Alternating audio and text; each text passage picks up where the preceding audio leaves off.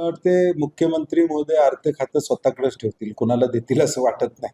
आणि जयंत पाटील साहेबांनी खुलासा केलेला आहे की त्यांच्या नगराध्यक्षाच्या विषयासंदर्भात ते मुख्यमंत्र्यांना भेटलेले आहेत. त्यामुळे शाहू फुले आंबेडकरांचा विचार मानणारे जयंत पाटील साहेब आहेत, त्यामुळे असा कुठलाही ते निर्णय घेणार नाहीत याची मला खात्री आहे. जे काढण्याचे झाले त्यांची पहिली आहे ते बंद काढण्याची निर्णय घेतला दरवाजाने पाणी जे आहे ते सोडण्याचा निर्णय घेतलाय. त्यामुळे आता पाऊस सुरू झाल्याने भविष्यात आपल्याला धोका असेल पाऊस नाही, 100% मला वाटते महाराष्ट्र आणि कर्नाटक पुराच्या वेळी एक सचिव स्तरावरची कमिटी असते. इरिगेशनचे एससी त्यांच्या एससीशी सातत्यानं चर्चा करत असतात. तर मला वाटते राज्य शासनाने यात हस्तक्षेप करावा, तातडीनं कर्नाटकशी बोलावं आणि उद्या पाऊस सुरू झाला आता परत. पाऊस वाढल्यानंतर पुराच्या धोक्याचा विचार करता कर्नाटकशी समन्वय साधावा अशी शासनाला आमची विनंती असणार.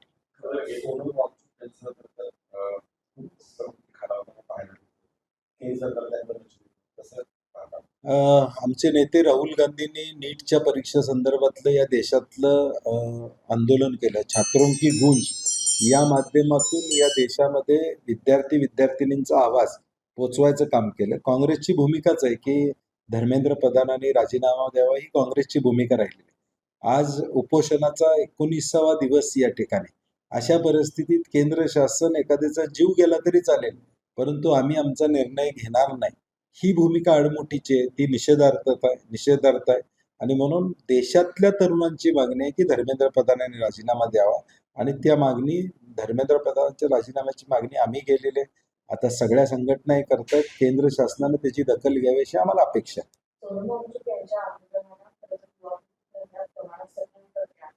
आणि त्याचबरोबर असं म्हणतात की सोशल मीडिया की एखादा प्रश्न आहे, जो प्रश्न मांडण्यासाठी आता आंदोलन करावं लागतं, त्या आंदोलनाची दखलच हे खूप गंभीर असा एक सूर उमटताना म्हणतात.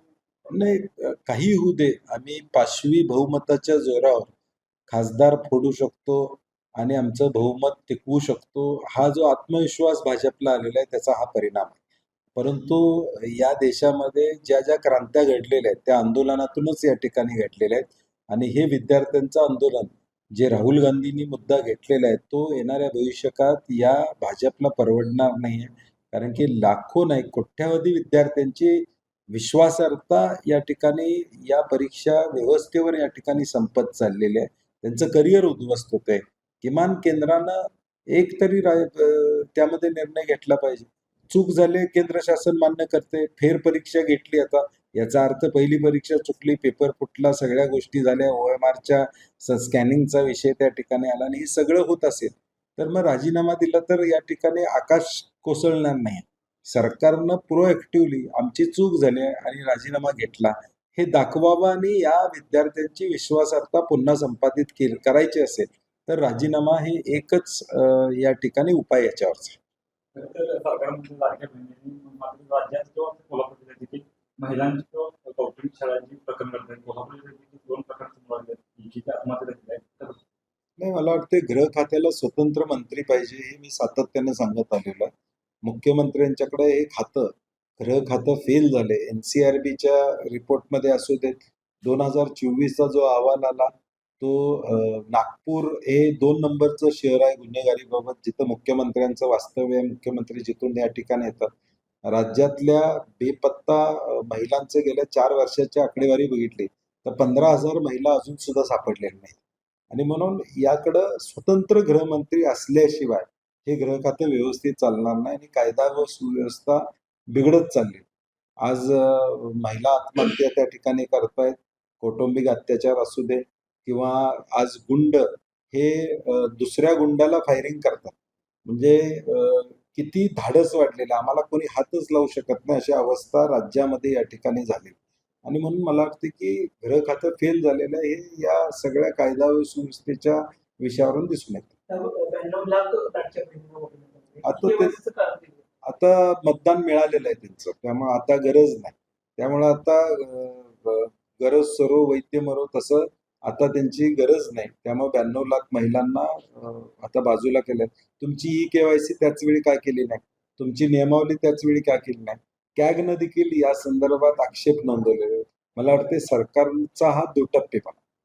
कोल्हापूर महानगरपालिकेमध्ये 254% प्रस्तावित पाणीपट्टी वाढ आता येत्या महासभेत राज्यानं पाणीपट्टी वाढ केलेली आणि मी सातत्यानं सांगत होतो परवा देखील की महापालिका असू देत, ग्रामपंचायती असू देत, या राज्यातल्या सगळ्यांची पाणीपट्टी वाढ या ठिकाणी राज्यानं केलेली आहे आणि म्हणून आता महापालिका देखील त्या ठिकाणी करण्याचा प्रयत्न करते. मला वाटते जनरल बॉडीमध्ये त्याची चर्चा होईल आणि त्यामध्ये आमची पार्टी मिटिंग काँग्रेसची या ठिकाणी 19 तारखेला होणार आहे. त्यामध्ये काँग्रेसची भूमिका आम्ही स्पष्ट करू. दुसरीकडे राज्यामध्ये स्मार्ट मीटरसाठी सर्टिफिकेट जारी कागदपत्र स्मार्ट मीटर पेटणार आहे. नाही, मला वाटते स्मार्ट मीटरची साशंकता ही अख्ख्या राज्यामध्ये गरज नसलेले या गोष्टी का लागताय. ज्या कंपन्यांनी इलेक्ट्रॉल बॉन्ड्स भाजपचे घेतले त्यांना हे कॉन्ट्रॅक्ट देण्यात आलेले आहेत. स्मार्ट मीटर म्हणजे प्रीपेड मीटरच हे उद्या होणार आहे. पैसे भरा आणि मगच लाईट घ्या अशी साधारणपणे शासनाचं धोरण आहे आणि म्हणून त्याला विरोध कायम आहे. मुख्यमंत्र्यांनी ऑन द हाऊस सांगितलं होतं याची सक्ती करणार नाही, परंतु दुर्दैवानं आता सक्ती केली जाते हे वास्तव. गरज नसलेला शक्तीपीठ महामार्ग रद्द करावा अशी आमची शेतकऱ्यांची भूमिका आहे. 12 जिल्ह्यातले शेतकरी उद्या एकवटणार आहेत आणि एकवटणार आहेत आणि या माध्यमातून विठ्ठलाला आम्ही साकडं घालणार आहोत की मुख्यमंत्री येणार आहेत, त्यांना किमान ती सुदबुद्धी द्यावी अशी आमची विनंती असणार आहे. कारण की गरज नसलेला हा महामार्ग आहे. Ratnagiri Nagpur highway already existing आहे आणि तो असताना या रस्त्याची आवश्यकता नाही असं आमचं म्हणणं आहे, शेतकऱ्यांचं म्हणणं आहे आणि हा रद्द करावा अशी आमची भूमिका प्रामुख्याने आहे.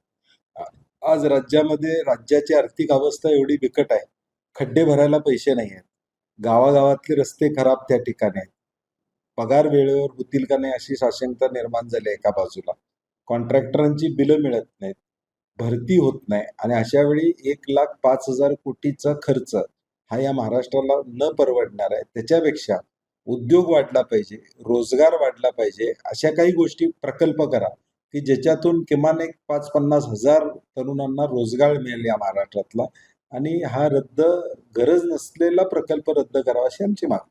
त्याच्यामधून नाही पंढरपूर तुमचं गावामध्ये नाही, आम्ही सगळी एकत्र येऊन तिथनं नामदेव पायरीजवळ जाऊन प्रार्थना करणार आहे विठ्ठलाला. आम्ही गर्दी असणार आहे त्यामुळं त्या गर्दीचा विचार करता शिस्तबद्ध पद्धतीनं नियोजनबद्ध पद्धतीनं आम्ही हे आंदोलन करणार आहोत. आपल्या विरोध वाढत असताना केंद्राला म्हणतात की रस्ते किंवा प्रकल्प केल्याशिवाय विकास होत नाही आणि विरोधक कशालाही विरोध करतात.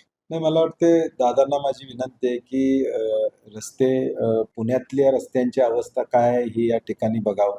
चांदणी चौकच्या रस्त्याची परिस्थिती काय बघावं. ते पुणे कोल्हापूर गाडीने येत असतील तर तिथली अवस्था काय बघावी. असलेले रस्ते तुम्ही व्यवस्थित करा अशी आमची दादांना विनंती.